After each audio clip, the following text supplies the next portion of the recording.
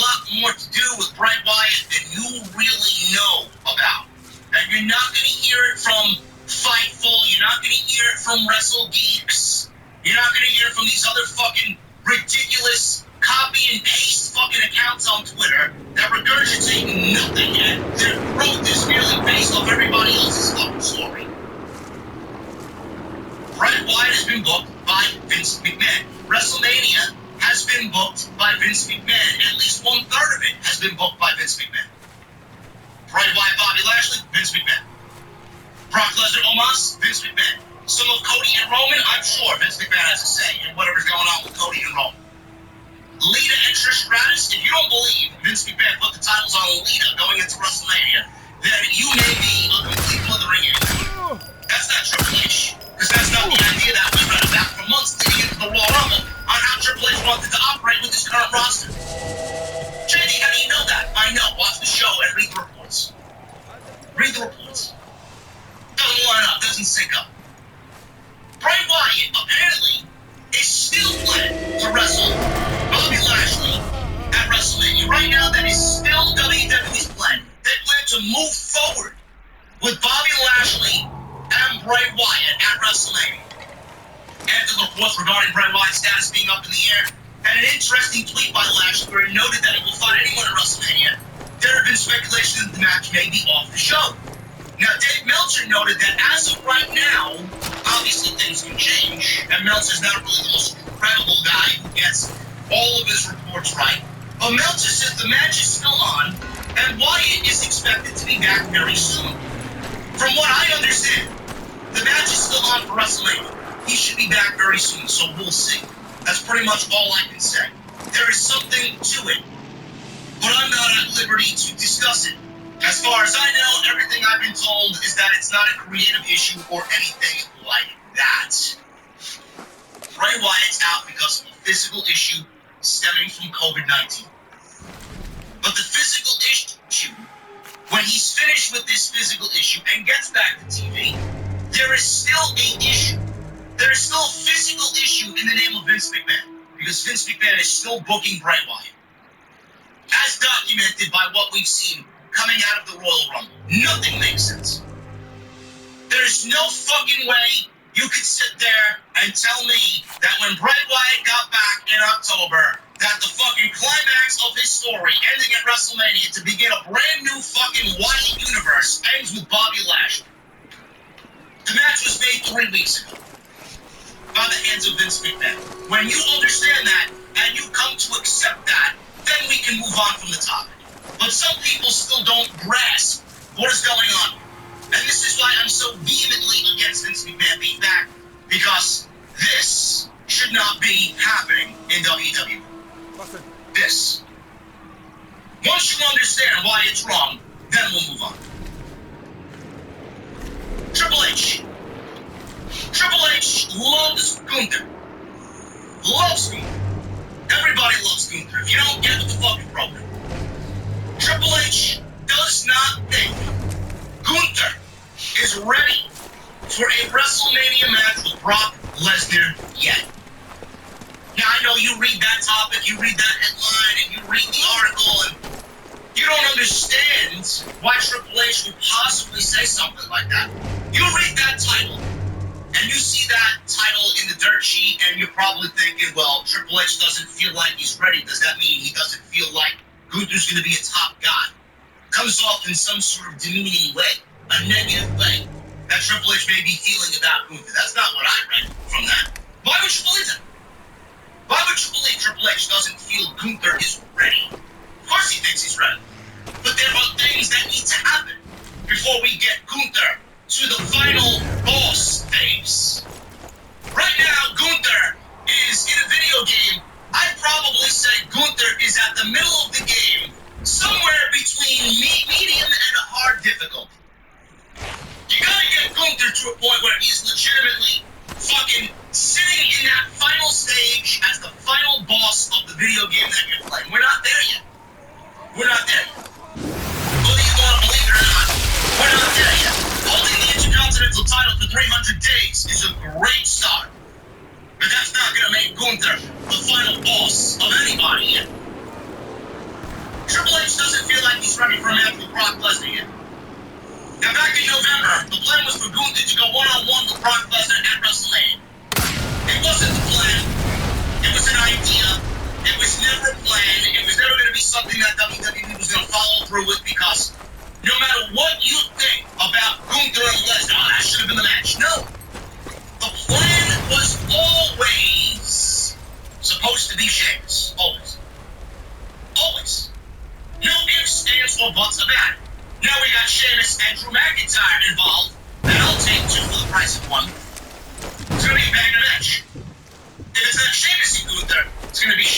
Gunther and Drew McIntyre. I will take that gladly with no fucking complaint at all.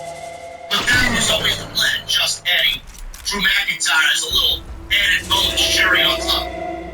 Sheamus and Gunther was always the plan, never Brock Lesnar and Gunther at WrestleMania. He's been very protected. Triple H was protected. He hasn't been invited anybody. Imperium is looking great on SmackDown. This is why we feel here on OTS that Vince McMahon is kind of heavy-handed with what's going on Monday Night Raw, and Triple H is kind of heavy-handed with what's going on SmackDown. Two different vibes of the show are Raw and SmackDown. And I'm not talking about one being 3 hours and the other being 2.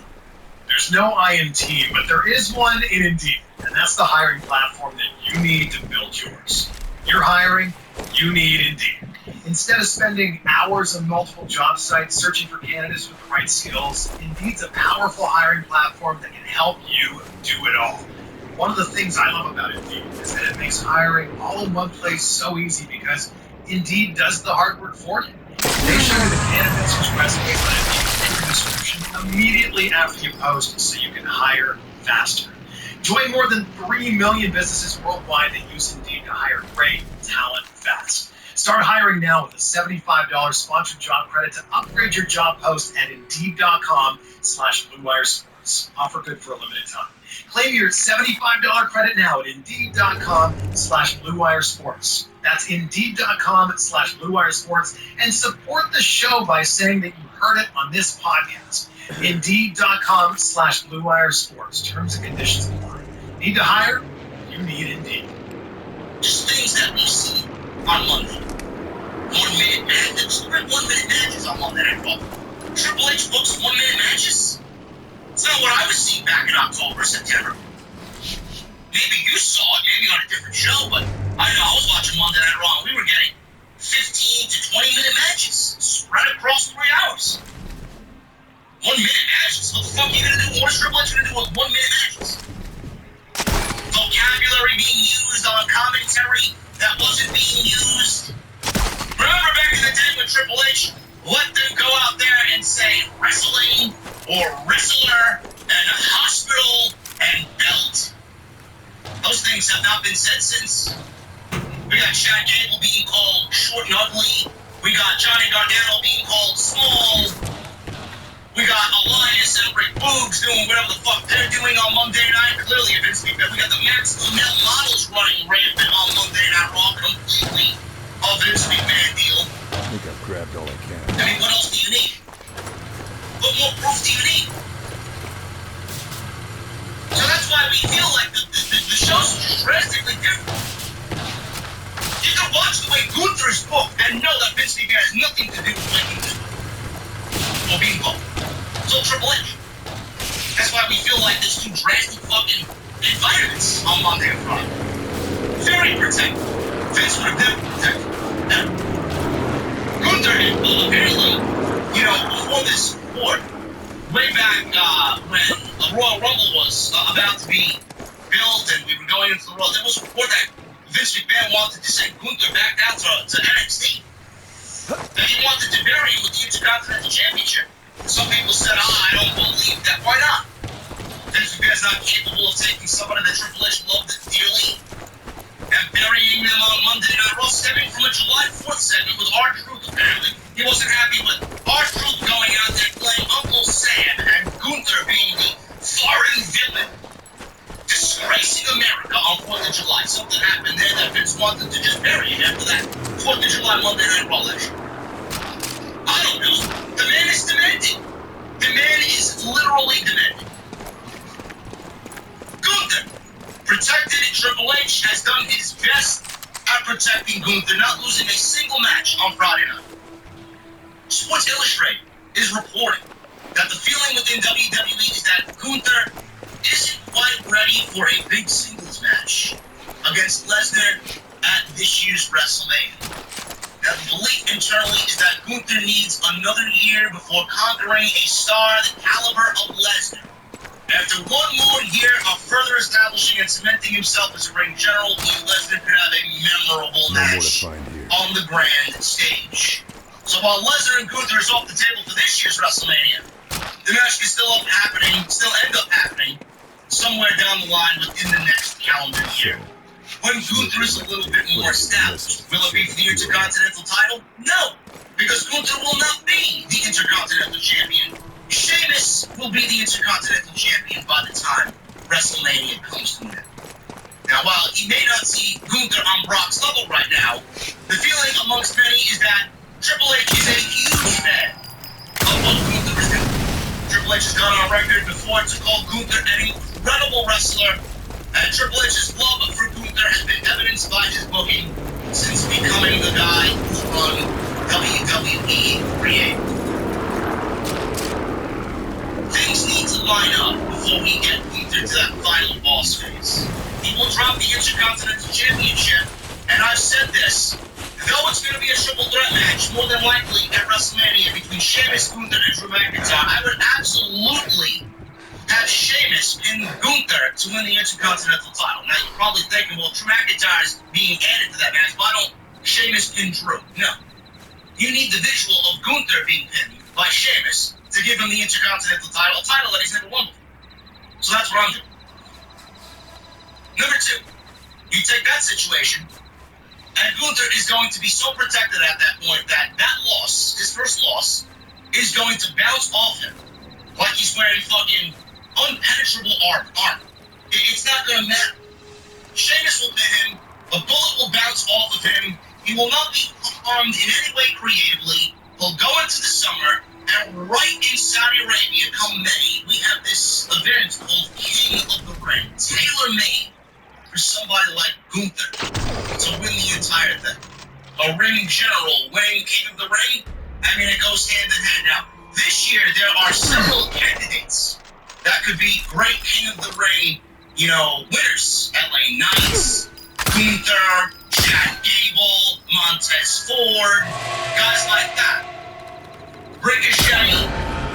So we could see Drew McIntyre, we could see a whole open field of people win the King of the Ring, but it's absolutely tailor-made for somebody like Gunther to win the King of the Ring. Now, what do the King and Queen get when they win? More than likely a championship match of their choice for a WWE or Universal Championship, Monday Night Raw Women's or SmackDown Women's Championship, depending on if there's two championships by the time we get to King of the Ring. I don't know. We don't know if Roman's going to have those titles after WrestleMania. We don't know if Cody's going to have them. Cody has them. Are they going to split them? Is Raw going to get the WWE title back? We don't know. There are discussions of that, but nobody knows what WWE is going to do. But the whole process is getting Gunther to a final boss stage. Winning King of the Ring and dropping the Intercontinental title is a great way to go and do that. And if he wins King of the Ring, he's the number one contender, theoretically, to the WWE or Universal Championships. So he goes into SummerSlam challenging whomever the champion may be, Cody Rhodes possibly, and then he wins the World Championship. At that point, he has achieved final boss status. He goes on to have a dominating reign. Maybe we get Gunther and Brock Lesnar next year's WrestleMania.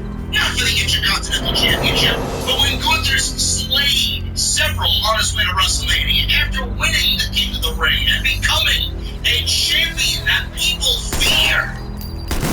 Maybe we get Brock showing up at WrestleMania, challenging Gunther for the World Championship, and in that moment, Gunther slays the Beast.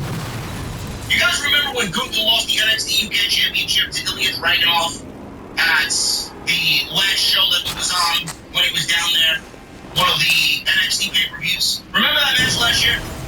Remember the visual of Ilya Dragunov standing over Gunther after a fucking colossal, mega fucking 5-star match that they had? He stood over him like he took a fucking sword out of the dragon's heart and stood there with the NXT UK Championship over Gunther's lifeless body. That's exactly the visual that we need with Brock and Gunther at WrestleMania. And that cannot happen if Gunther is a mid-level, middle-of-the-game, middle-of-the-road mini-boss. We need him to be the final boss. And let's get him there by following these steps and having him slay the Beast as the Beast challenges him. You want to come into my fucking kingdom? I'm going to slay you at WrestleMania, and that's the lasting image that we need to see. That's what Triple H is talking about. Not that he doesn't want to push Gunther. Not that he doesn't see Gunther as a main event guy. They see Gunther as a main event guy. But he's not there yet because he hasn't went through the steps to get there. I'm excited about that because ever since Gunther was on NXT and got called up to the main roster, I think legitimately everybody that watched him wrestle for the last 5 years on NXT television saw this type of WWE competitor. Now we're getting it. And Triple H has it. And Triple H is in control, just like he was when he was in charge of Black and Gold. Triple H is not going to waste this one, and he's not going to make a mistake on something that he saw as absolutely fucking... You can't go wrong with that. That's what that means. I'm very excited to see where they go with it. There is more happening behind the scenes right now with Vince McMahon. No shit. No shit. Why don't we tell that to Fightful? That doesn't really want to open up about that. Dave Meltzer appeared on Sunday night's main event podcast to talk about the latest news in pro wrestling, including Vince McMahon's visit to Raw when he was supposed to be there to visit John Cena, and he ended up sitting in gorilla position. Meltzer talked about the public reason given for McMahon's visit. Meltzer said that he was told by someone in the company that McMahon was there for other reasons. Meltzer said this on McMahon visiting Cena. That's what they want you to believe. No shit. That's what they want you to believe. They shilled out that excuse to the dirt sheets, and the dirt sheets were like, oh, yes, WWE PR. Please don't take our interviews away from us. Please don't take our access to the scrums away from us. WWE said something, they got on their knees and said, thank you very much. Yes, we'll do what you say. Triple H was in charge, Meltzer says. What I mean, he has an influence on stuff now, and Triple H has even said so that he talks to Vince McMahon. They talk about it. Triple H is the one in charge, but Vince offers his opinion. This is what is wrong with the WWE product right now. I'm not getting all Triple H. You're not getting all Triple H. You're getting 50% Triple H and 50% Vince McMahon. The clashing of both creatives is not good television. You're getting the best of one and the worst of one, which then means WWE is only operating at 50% of where they should be. It's not what I want to watch on weekly television. Triple H's influence should be spread on Monday and on Friday. He may have some say on what happens on Monday, but SmackDown is where I finally see Triple H come into his own. That's where we see Triple H kind of express his creative freedom. And that's natural, Meltzer says. I talked to somebody there, and you know about, like that night, it was just like, that's what they want you to believe with Vince McMahon being there visiting John Cena. But, you know, Levesque is the one in charge, and he's the one getting all the orders and everything like that. But Vince was there, and whatever that means long run, who knows? We'll see. Meltzer was then asked if it's possible that Cena was the only reason why he was there. Meltzer responded, and I quote, I'm just kind of told it's more than that. When I said that's what they want you to believe, that means that there's more to it with him being there in Gorilla than they're letting you on. There's been a lot of speculation that some of the changes in recent weeks to WrestleMania have happened because of Vince, and many have pointed to the Omos and Brock Lesnar match as something that has Vince's fingerprints.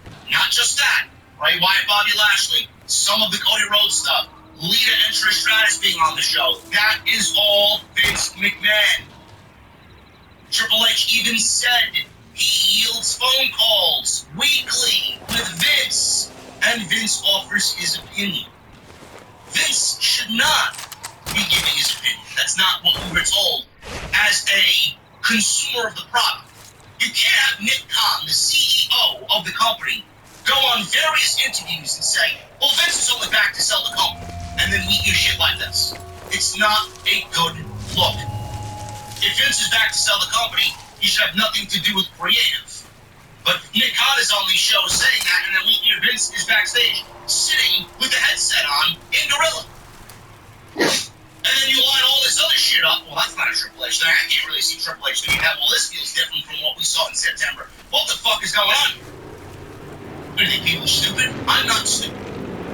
I watch the show more intently than you do. I watch the show more intently than most people do. I see the things that you may not be looking for. That's why you're here. Then there was another story. See, this is where things get really, really shaded in the community. Meltzer says this. I believe Dave 1,000% on this. Because Dave, what does Dave have to lose? What is Dave gonna go out there and lose by saying, yeah, that there's more to it than what they want you to believe? Or what they're telling you? Then we get Sports Illustrated. Not a WWE source. Sports Illustrated, like they're gonna lie to you, right? They're gonna, take the WWE thing and take the WWE excuse and fucking not say what WWE wants them to say. Sports Illustrated is gonna go out there and show you whatever WWE wants them to show. That's the type of publication that they are. So, the story about John Cena being backstage in Boston, there was a consensus that there might have been more to that than what WWE wanted you to believe. A new report coming in from Sports Illustrated has provided the following. Justin Barrasso wrote via Sports Illustrated that he spoke with multiple people who were backstage who said McMahon purposely stayed out of the way. I can guarantee that the people Justin Barrasso had access to are a lot different than the people Dave Meltzer spoke to.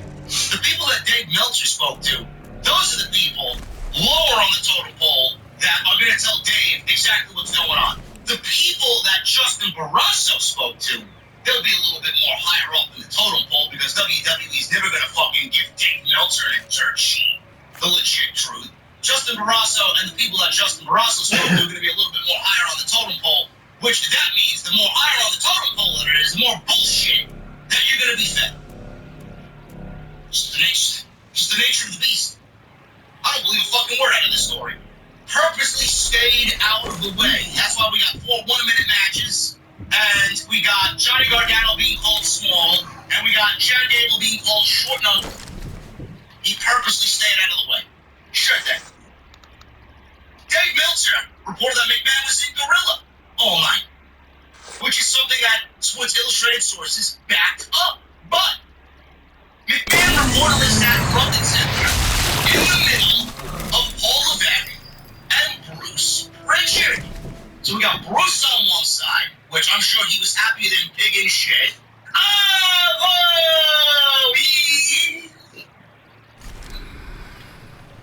Bruce is happy that he's happy that Vince McMahon's in there. So, things are back to normal. Now we got Triple H. So, despite this, it was said that he was not wearing a headset.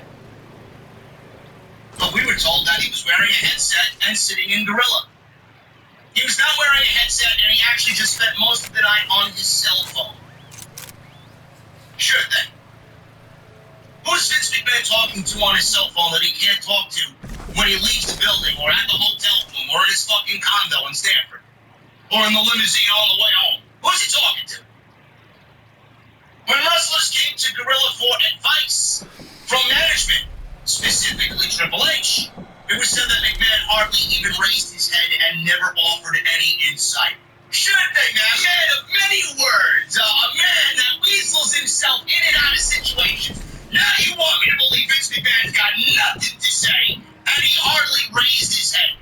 This is the guy that sat at home for 6 months and contemplated every single hour of every single day on how he could get back in there, blew up the board of directors, changed bylaws, fired board of directors, hired Michelle Wilson and George Barrios back, told the Staples Stockholm to Michelle, you don't fucking need them anymore.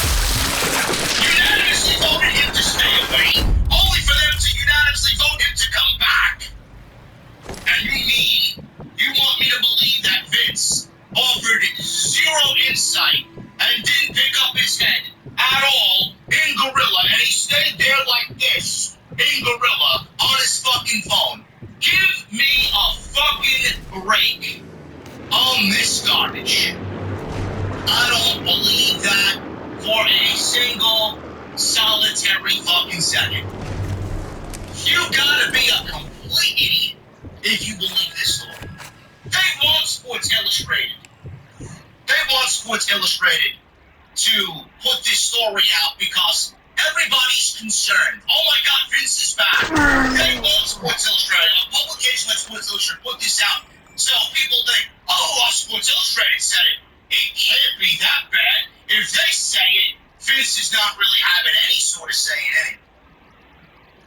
Like I said, the people Melcher talked to, they're on the lower end of the totem pole. They'll tell Dave what exactly is going on. Sports Illustrated, those are the types of people that get closer to the higher end of the totem pole, and they are usually the ones that are feeding Sports Illustrated bullshit.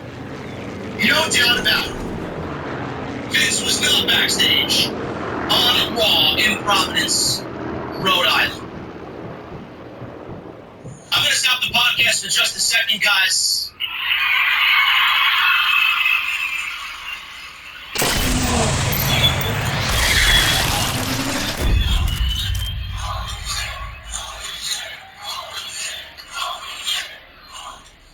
Raging Girl Gamer with a $500 super chat tonight on OTS. Oh my goodness, man. Gonna take a little bit here to read what Rage has to say. OTS fam and JD, I'm tired. You may not see me anymore. I'm in a position where I don't know how to deal with it. Never lost anyone close to me, and now it's about to happen soon. Love you guys. JD, you inspired me to do a lot of things that I may give up. Any time to think, but you deserve this.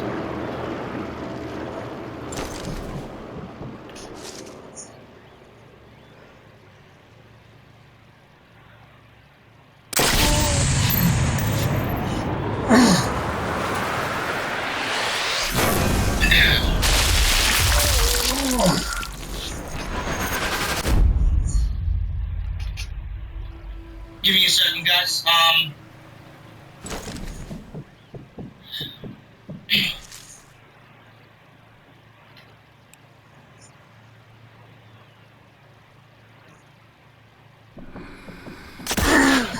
Rage. First of all, I thank you. I thank you. Number two,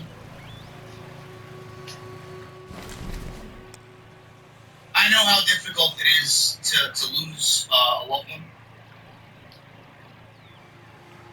Everybody grieves in their own way.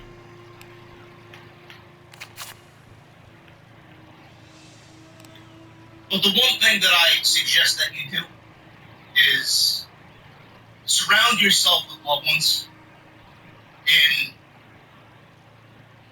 in this moment, because if you don't do that, things are going to be a lot worse for you. You're gonna feel that sadness. You're gonna feel that depression. The one thing that I truly urge you to do is to not give up on everything you built in general. The one thing I urge you to do is not give up on being here. I never asked for anybody to donate to the show. Ever. I don't give a shit. You guys do it because you want to. I will never ask for anything. I just want you to be here.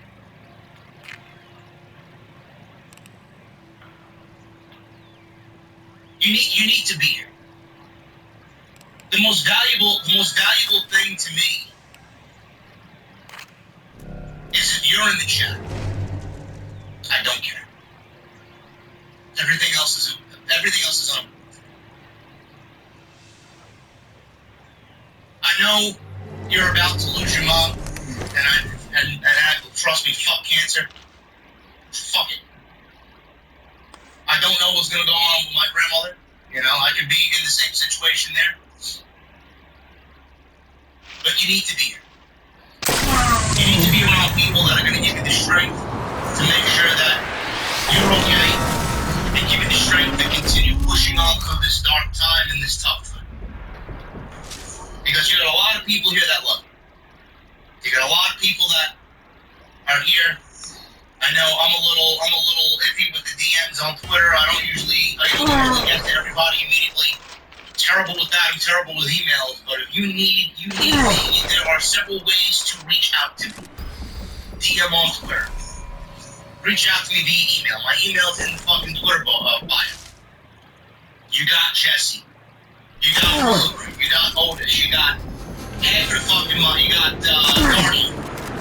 You got people here. And I know they're a part of your community too because I've seen them. Don't go nowhere. The last thing I want to hear from you is you don't know how to deal with it and that we're not going to see you. The most important thing to me that you said is that I inspired you. I don't really understand that. I still don't grasp that after all these years of what I mean to people or what I use this, what I do here, you know, how it means to people. And what it does to actually get people through their day. I'll never understand it. I'm grateful for that type of thing.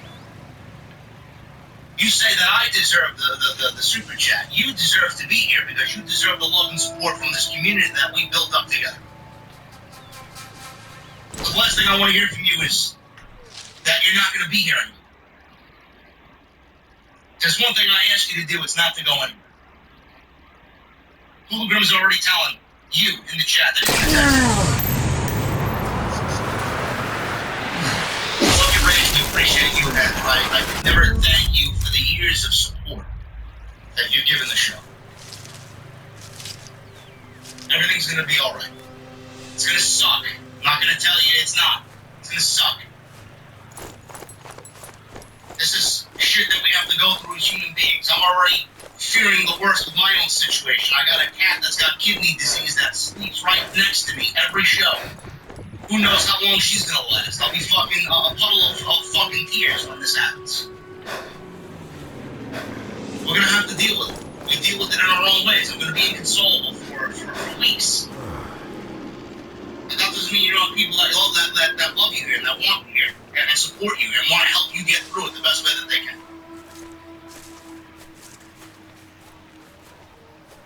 You guys are listening to this on YouTube live now. If you guys are listening to it on Apple or Spotify and you're a little annoyed about the break in the news and the whole flow of the show, I apologize, but when you get a $500 super chat that kind of just emits that type of emotion, man. You know, you gotta just put a pause to everything that's going on. I appreciate your Rage. Thank you. I mean, just make sure that you're here. That's one thing I ask. Just make sure that we ain't going anywhere. You know where to find us. So, like I said, Sports Illustrated is the type of publication that's going to fit right into WWE's agenda and their narrative and push out exactly what WWE wants. It's just like I said, the nature of the beast. WWE knows how to get their narrative out there, man. They got people that will do anything that they ask. What happens with certain journalists in the community too. That's the way it is. LA Knight. Let's shift gears to LA Knight. LA Knight, one of the best things about WWE television. I've been asking for more LA Knight. It looks like we are going to get more LA Knight. There's been a lot of talk about LA Knight as of late. He showed up on Monday Night Raw and basically made a case for himself that he wants a WrestleMania moment because you can't have a WrestleMania in Los Angeles without LA Knight. So Cody Rhodes challenged LA Knight on Monday Night Raw. Very good TV match. I'd like to see a little bit more of them in the future. And sources are now reporting that people in positions of power in WWE are very happy with his work and are very happy with the crowd reactions he's getting at the live events. Knight was one of the names brought back by back several months ago by Triple H. So he was brought back, and they immediately, when Triple H took over, changed it back to LA Knight. Vince had him operating under the name of Max Dupree, leading the Maximum Male Models. That was a good gimmick. LA Knight knew was going nowhere, and it was ridiculous. It was ridiculous. They had this thing that they needed to take people from NXT and change their names because it wasn't a Vince McMahon or Bruce Pritchard creation. So Triple H, loves LA Knight, brought back by Triple H, and the belief amongst those that are reporting this is that Triple H wants to do more with LA Knight after WrestleMania. Now, nobody knows if this means he's going to be in line for a title match or a title program, but it's worth noting that after the Cody Rhodes match, clearly they got big plans for him, and with the King of the Ring coming up, people are already speculating that he could be potentially the winner of the King of the Ring. Money in the Bank is going to be at the O2 in the UK. People are already speculating that that is a heel shtick. That is a heel gimmick, and he would be perfect for that as well. Mr. Money in the Bank, LA Knight. I mean, we could be looking at Gunther winning the King of the Ring and LA Knight winning Money in the Bank, man. A 1-2 combo that I think is unbelievable for WWE on the heel side of things. Bigger push for LA Knight, man. I'm all for it. You see the crowd reactions that he gets? Do you see the crowd reactions that this man gets? I mean, people are chanting in unison when he does, yeah. It's a great thing to see. And he's gotten over on his own. He's gotten over because he just emits cool. He's different than everybody else on the WWE roster, on that heel side. He's just cool. People want to like him. Can't wait to see more of LA Knight. Speaking of LA Knight, there have been pitches for LA Knight to have a WrestleMania match against Stone Cold Steve Austin. Fightful Select is reporting that there is news about LA Knight's name being pitched for a Stone Cold Steve Austin match at WrestleMania. Now, the rumor was making the rounds on social media for a couple of weeks. I don't know if it was actually legitimate news or people just fantasy booking, but sites like WrestlingNews.co hinted at this on Twitter as well. WWE never confirmed it to Fightful. Now, there's no confirmation that Austin versus Knight is happening, but it's interesting that Austin is in tremendous shape right before WrestleMania, and he's left the door open to wrestling again. As of late, Knight has been talking about making his own path to WrestleMania, and as of this writing from Fightful, an opponent has not been named for him. If Austin does not agree to return, then there might be a spot open for LA Knight if Bray Wyatt is not able to wrestle at WrestleMania. That's exactly where I was going with that. I mean, LA Knight versus Bobby Lashley is not really something that I desire to see. But if Bobby Lashley has no WrestleMania opponent and LA Knight's looking for a way into WrestleMania, I mean, the door is right open there. Is it a match that people want? No. But it would get LA Knight on the card. The other thing is, if they want to do Austin in some which way at WrestleMania, I mean, Austin doesn't need to advertise for a match. LA Knight can show up like John Cena did all those years, and he called out The Undertaker, right? The Undertaker just left him on red, theoretically, and John Cena showed up to WrestleMania sitting amongst the crowd.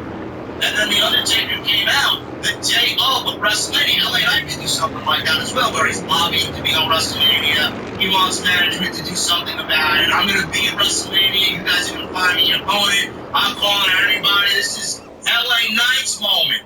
LA Knight can get to WrestleMania. You can do the glass shatter at WrestleMania on either night 1 or night 2, and then we get an impromptu match or some sort of segment where we just get LA Knight being, confronted by Stone Cold and gets stunned in the middle of the ring, and they build this up for maybe a Saudi match. Or maybe next year's WrestleMania. Who the fuck knows?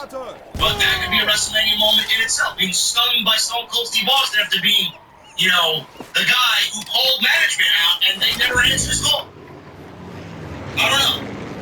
It would be pretty shitty if LA Knight doesn't have a legit match, but, I mean, we're nearing the end of the line. It's March 16th.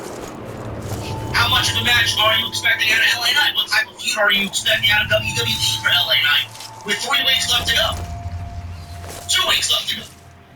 Not much you can do. Their options are pretty much thin at this point. Shifting gears to to work for the company. I don't need a report to know this. I don't. You can just get the sense, you can just get the feeling of watching the show that some people have not been used. There are people on TV that are being used that should not be used, and there are people that are not being used at all. I mean, anybody's first thought would be, Jesus Christ, what are they thinking? Do they want out? Are they happy? How do they feel about not being used? They're mostly on Dark, but not on Dynamite. I mean, you just get a sense of that. That's a logical question to be asked. If you're not on TV and you see somebody like Jeff Jarrett on TV and getting title shots on a weekly basis.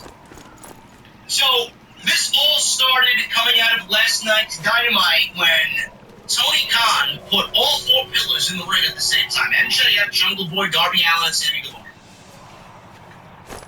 Darby Allin suggested this on Dynamite last night and pointed out that there are an abundance of current AEW talent who were openly unhappy with their status in the company. Now, Dave Meltzer talked about this, because he heard this on Dynamite Wednesday, and stated that there are several AEW stars that don't want to be a part of the company, with many not shy of the fact, as Darby pointed out in his promo.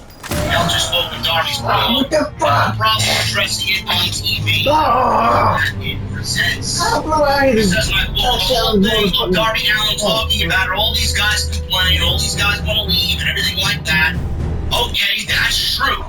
But to talk about it on your own television show, basically by doing that, you're telling people that you're the secondary company. We've seen this since May, when this really started happening, and it's done the company no good. On the unhappy AEW talent in particular, Meltzer said a combination of a lack of fear of repercussions, as well as poor attitude from select ex-WWE talent, is the issue. One of the weaknesses with AEW. Two things. Number one is that so much of the talent complains publicly, which makes the company look real bad because there's no fear. There's people who don't want to be there and sign contract because they didn't think WWE wanted them.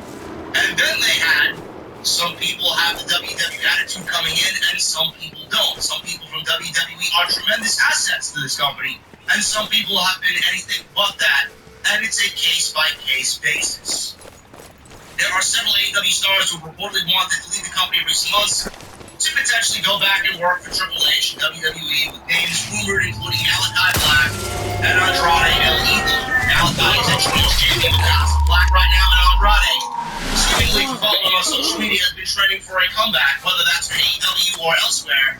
That remains to be seen. Meltzer also believes that by pointing out these things on your own product, it only serves to paint AEW as the inferior product. He says, the fan base has gotten softer. They're not as into it as they were because they're being told before then it was like, we're going to be number one or we're the better product, but they're the older product, we're the younger, cooler product and all this. Now it's like everyone wants to be in WWE. Half our guys want to be there or tease they want to be there, and we're the product of the guys that either aren't good enough to be there or the few guys who don't want to be here. End quote. While Darby's comments were newsworthy, Meltzer also was critical of Jungle Boy's comments on MJF, saying that MJF never worked on Elevation or Rampage, making them seem more lesser shows to Dynamite.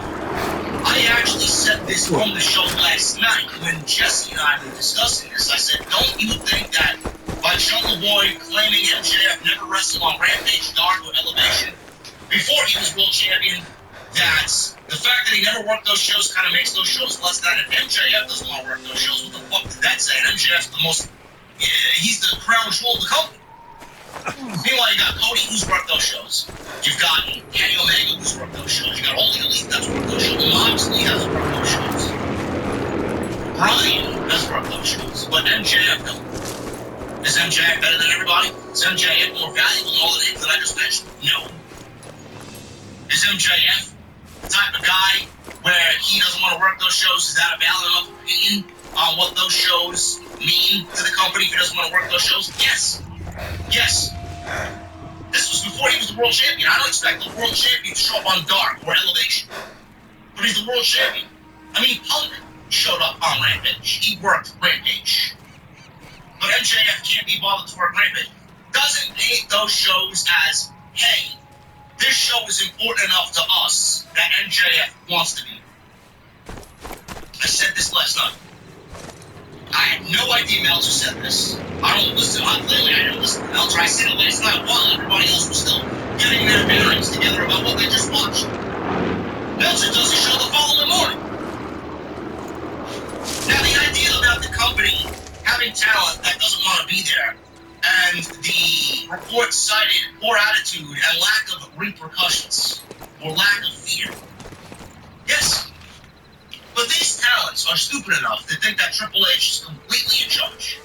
You know, things are different now. You know, this is not like it was last year when the company itself was imploding with the CM Punk Elite situation, where Sammy Guevara and Eddie Kingston were getting into backstage brawls, and Sammy Guevara and Andrade were getting into backstage brawls, and Miro was, you know, crying on social media.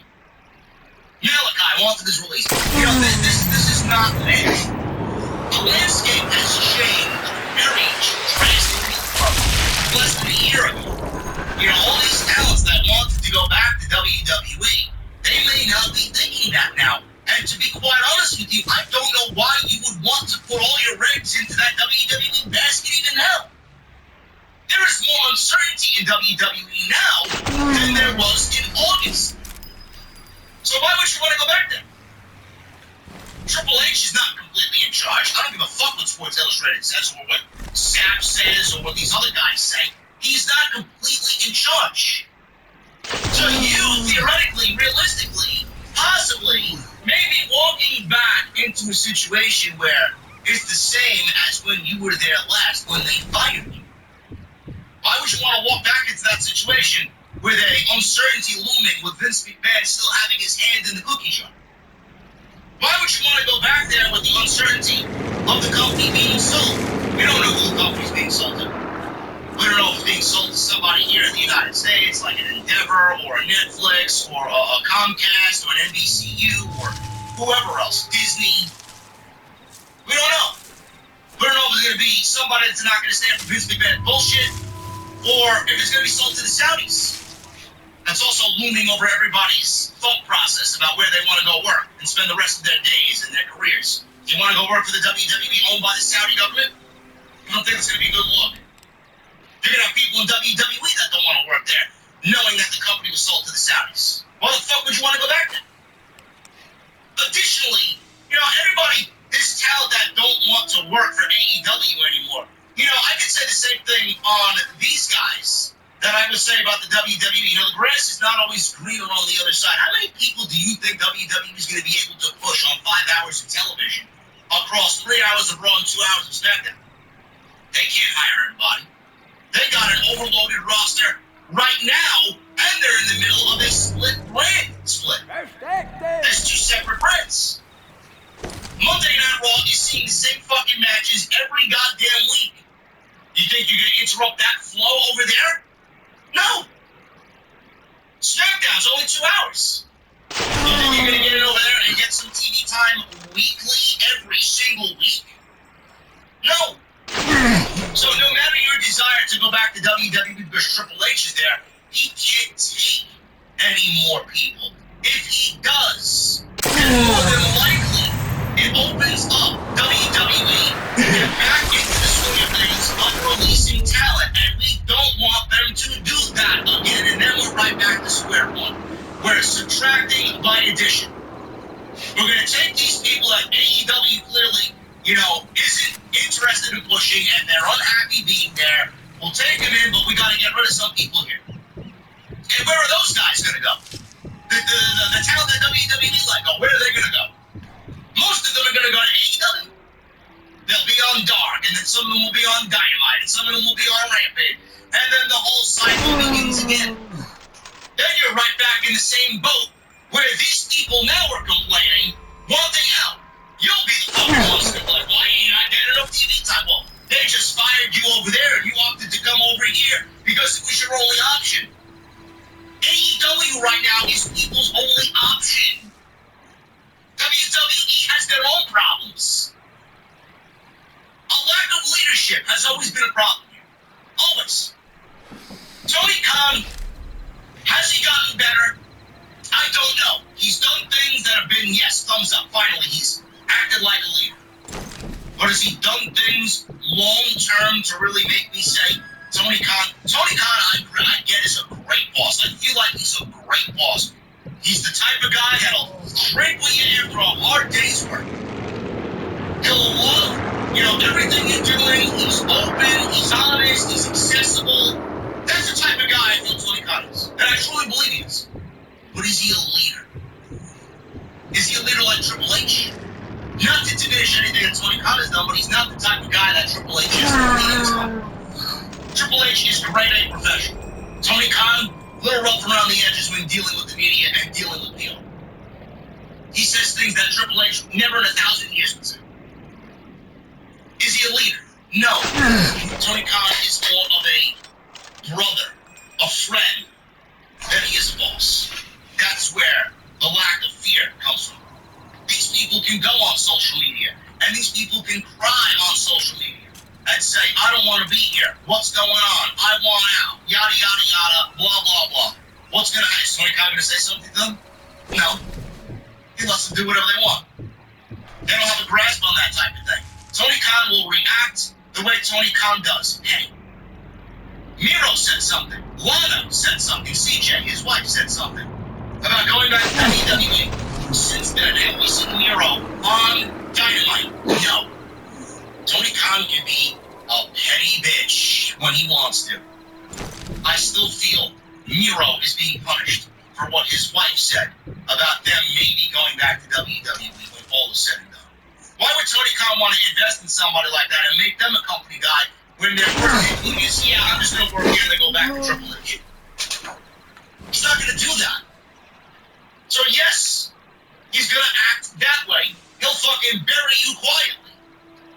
That's why they don't want to be there. Maybe you should shut the fuck up. Maybe you should speak to Tony one-on-one. Maybe you'd have a better line to get on TV if you talked to him directly instead of crying about why you're not on TV on social media.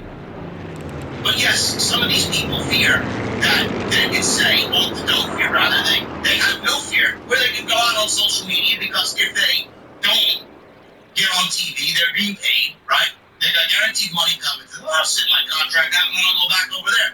Or if they say something and they don't want to be there, they'll say it in hopes of getting fired or released and then go back over there. But Tony is just burying them quietly. They have no value. So WWE then. Take them off TV, let them set up their contract, their name value diminishes, nobody gives a shit about it, hasn't heard from them in months. We'll release them or let their contract run out, and then what are they worth? What are they worth to us? We're in control. Tony Khan's in control.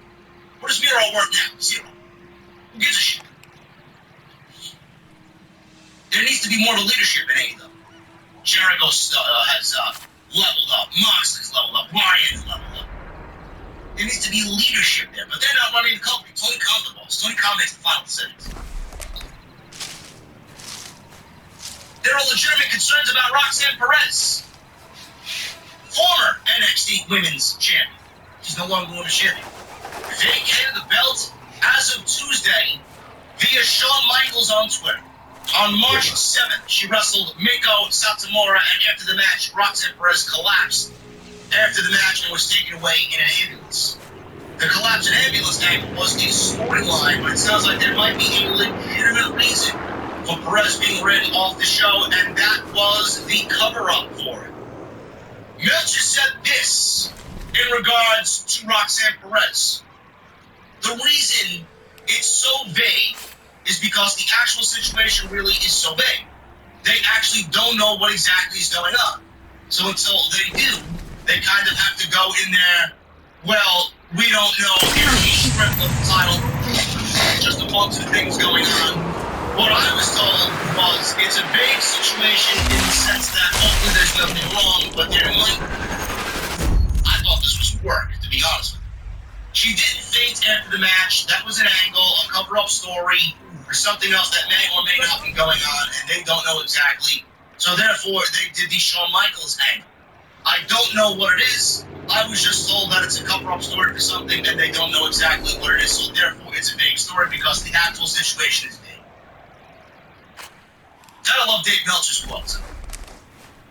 There had quite clearly been building to Roxanne Perez defending the title in a singles match against Tiffany Stratton at Stand and Deliver as of last week prior to this angle. So the plans obviously have changed. And now there is a ladder match to crown a new women's champion that adds to the pay-per-view Stand and Deliver. Right now, Zoe Stark and Gigi Dolan have qualified for this ladder match. And nobody knows how many other people will be joining them at Stand and Deliver.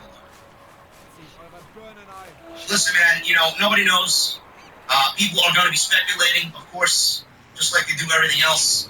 Is it a legitimate injury that she suffered in the match? Is it a legitimate injury she had coming into the match? Is it something mental? Mental health is a big deal nowadays. Is it something at the young age that they had to put on her? Again, I don't want to speculate, but, if I'm 21 years old, I would probably be feeling fucking overwhelmed as fuck. Here you are, here's the NXT Championship. Mandy Rose is going to be fired. We're going to make you the queen of this division at 21 years old. Maybe the burden of that, filling the void for somebody like Mandy who held the championship for a year, maybe it broke her down to a point where she was just stressed out. I don't know. Again, I don't want to speculate, but at the end of the day, she is so valuable to the WWE Women's Division. She's gonna be a keeper. She's great. And I hope she gets better, whatever it is. I legitimately thought this was all an angle. I thought this was an angle to set up the Stratton match with Tiffany Stratton winning the championship, which may still be the plan at Stand and Deliver. I don't know who else should win that title. Tiffany Stratton's the one that should be the champ.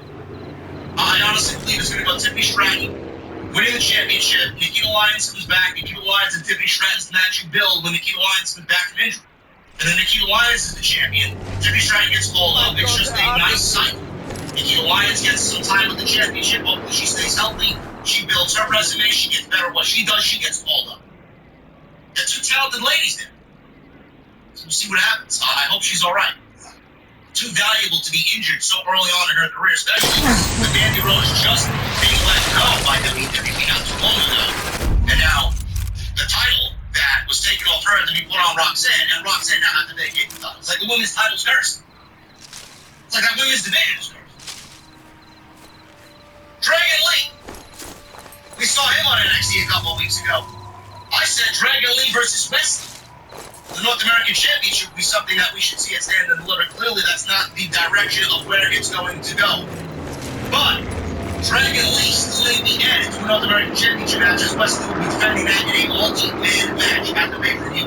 But Dragon Lee is hoping for a main roster call-up after his time in NXT. Now, Dragon Lee is a big deal. It was a massive signing for NXT. It really is a signing that could change the feeling of the brand. Namely, considering he had, that indie style, that luchador style, it's something that we're not seeing on NXT 2.0 or this NXT 3.0 version. We're not seeing guys like Dragon Lee on that show. Now, Dragon Lee's brother, Roosh, is in AEW, and Lee himself appeared for the company previously in a trios match alongside Roosh and Andrade against the Elite.